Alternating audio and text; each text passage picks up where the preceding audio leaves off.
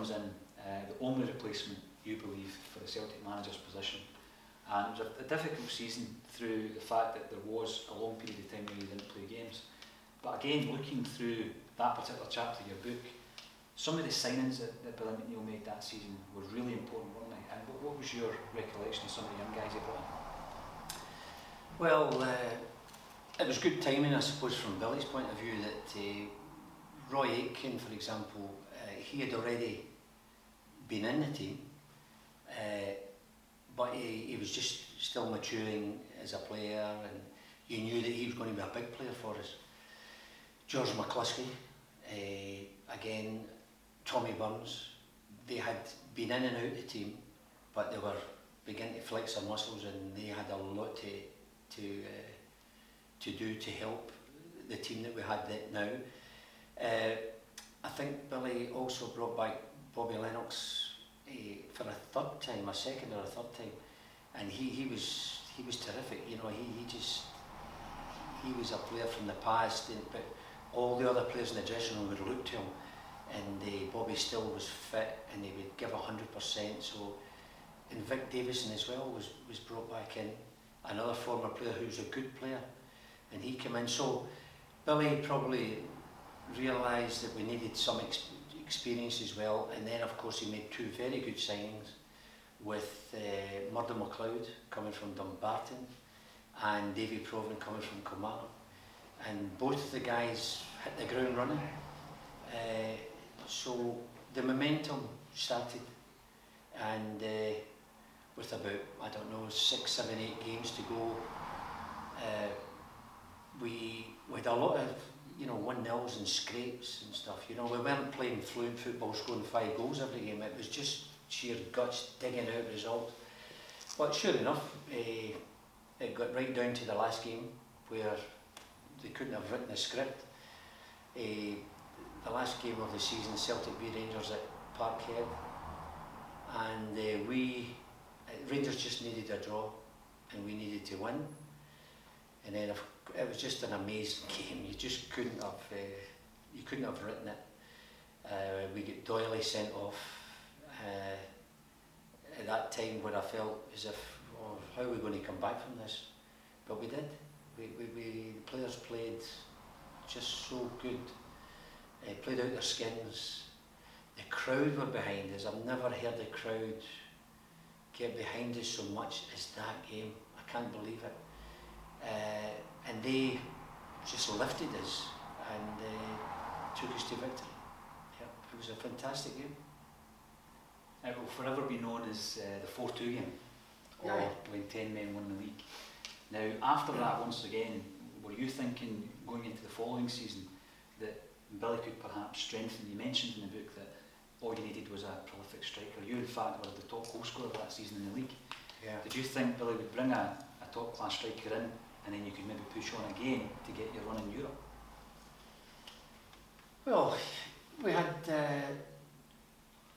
Tom McAdam would play up there sometimes. George McCluskey would play there. We did need definitely a good goal scorer, but what you need and what you get, you know, I don't know what the circumstances were about financially if we could go out and get a good player, but we just had to just go on with it, and it was a wee bit of an anticlimax, I suppose, the early part of the season. You mentioned Bobby Lennox before. Bobby had gone over to Houston and played in the NASL, and there were quite a few British players at that time dipping their toe in. You were given an opportunity to go over to the NASL. Could you tell us how that transpired and what attracted you to that particular league at that time? Well, the season after the 4-2 game, Billy was beginning to bring in maybe 1 or 2 other players, and some of the older players like myself were parting myself in the bench. So when that happened, as soon as that happened, it just sort of triggered in my mind, well, if I'm not going to be regular here, I'm off, because it's a short career, and as much as I've loved playing for Celtic and done a lot with them, it was never a question that I'm going to languish in the reserves. So I had already been out to the States with Hearts a good few years earlier in a 6-week tour, and we went all over the States and Canada. It was a great insight, and I was very interested about perhaps going out to the States. As you said, some of the players dipped their toe in the water to go out to the States, but they, I think, unlike myself, I was looking maybe for maybe more a career move, that I could play and then go into the coaching. I'd already got my badge at Largs. I was only Celtic player of my era to get their badge, so it was something that I was looking for, and the opportunity came up, and I took it, and I went over, and it was fantastic. It's just ironic that we've got a man here behind us who probably put the NASL on the map, on the football map. You went over there and it was a completely different approach to the game. What was your memories of the changes and the differences that you noticed from going from Scotland to Philadelphia? Well, it was so different. I mean, culture-wise, the whole thing, it was just totally different. We're playing in extreme heats, so we have to prepare. You prepare differently.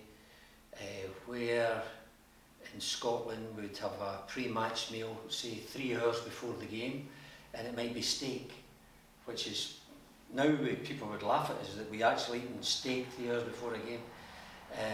Over there you would have your pre-match meal, say 5 hours before the game, and there would be mounds of spaghetti and rice and carbohydrates, and you would have to drink excessive amounts of liquids and stuff like that. Our pre-match rituals, our pre-match preparation would be, maybe for half an hour, where you're stretching, we're doing all that type of thing, where again we wouldn't think about that here. Thus the reason that so many players have groin problems and things like that. So it was quite a change, and of course we would play, in most of the games we would play in the AstroTurf, which was all new to us. And again, you get used to it. It wasn't as bad as people made out.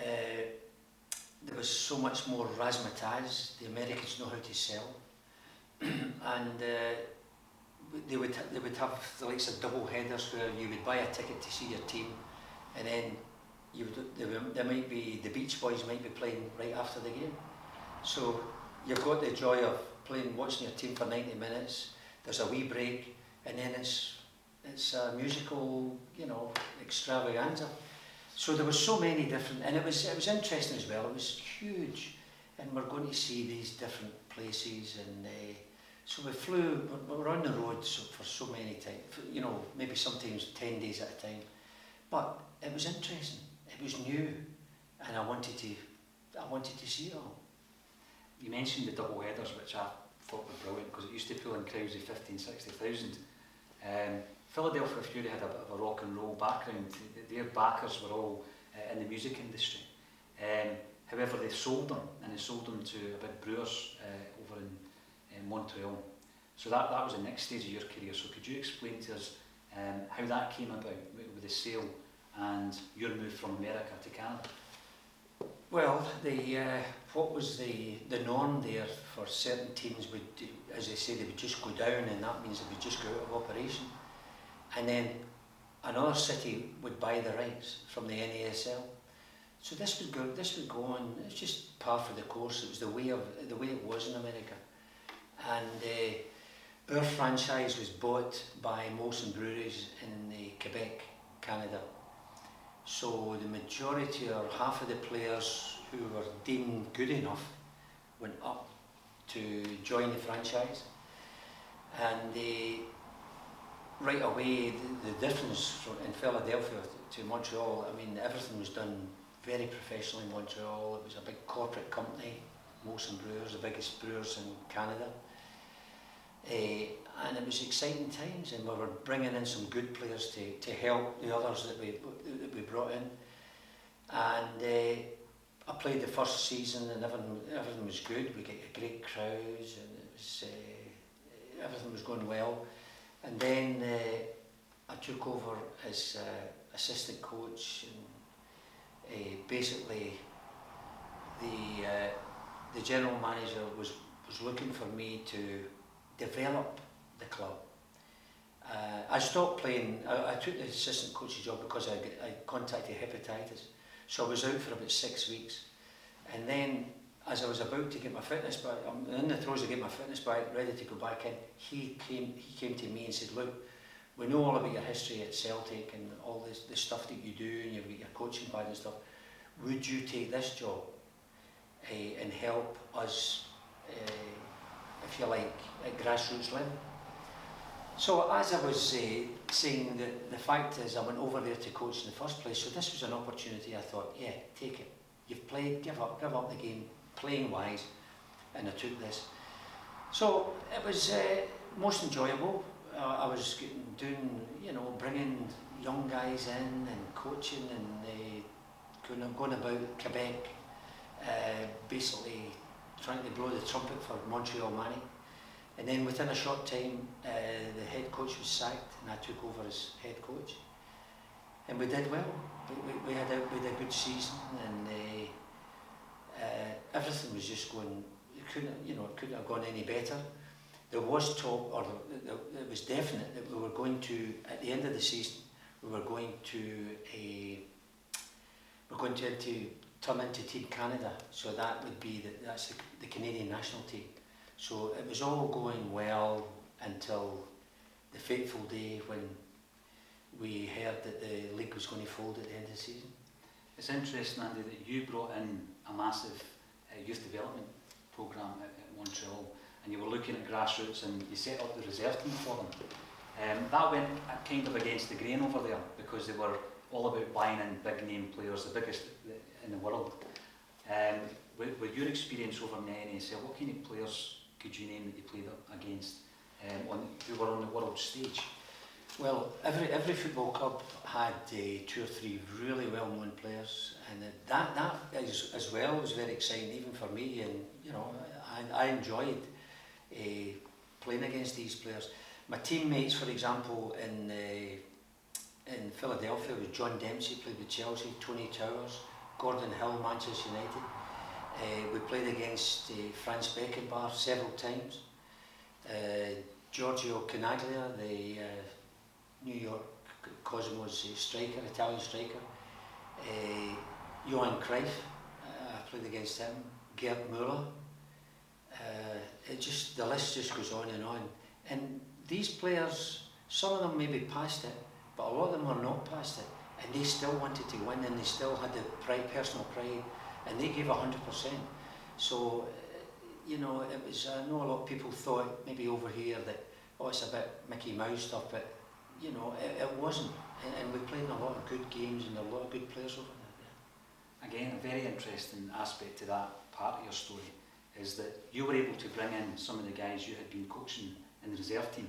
You brought them into the first team at Montreal Manic, and you had a homegrown team, and you were up against all these superstars, and the biggest superstar team was the New York Cosmos. Now, there was a series of games rather, where the Manic came up against the Cosmos at the end of the season for the soccer bowl, which must have been the highlight of your coaching career. Mm-hmm. What's your recollections of that? Well, when I took over head coach, it took us a while to get the team playing the way I thought we should play, and so we lost a few games at the beginning of the season, but then we started going on a roll, and the team was getting stronger and stronger and had belief in themselves, and we got into the 8th position, the 8th and last position of the playoffs. The New York Cosmos were in first position, so what that basically meant was the first plays the 8th team, the second plays the 7th team. So in theory, the better teams are at the top and the weaker teams at the bottom. And if there is a third game needed, it goes back to the team who are in the top. So we had played the Cosmos a couple of times during the regular season, and they thrashed us. It was like Barcelona against any other. And we knew we had to change our tactics, and we took our time, and we worked out a good plan. That plus our players were getting more and more confident, and I knew that they'll not expect us to give the fight that we did. So we managed to win the first game, which shocked everybody, and then we took them back to Montreal, and we knew we had to win in Montreal, because if the Cosmos beat us in Montreal, we're back to New York, and we wouldn't do it twice. So it was an all or nothing. So we went into extra time, 0-0, and then they had what they call the penalty shootout, where you've got so many seconds to try and take the ball back. So anyway, we won that, and it was like it just reverted throughout the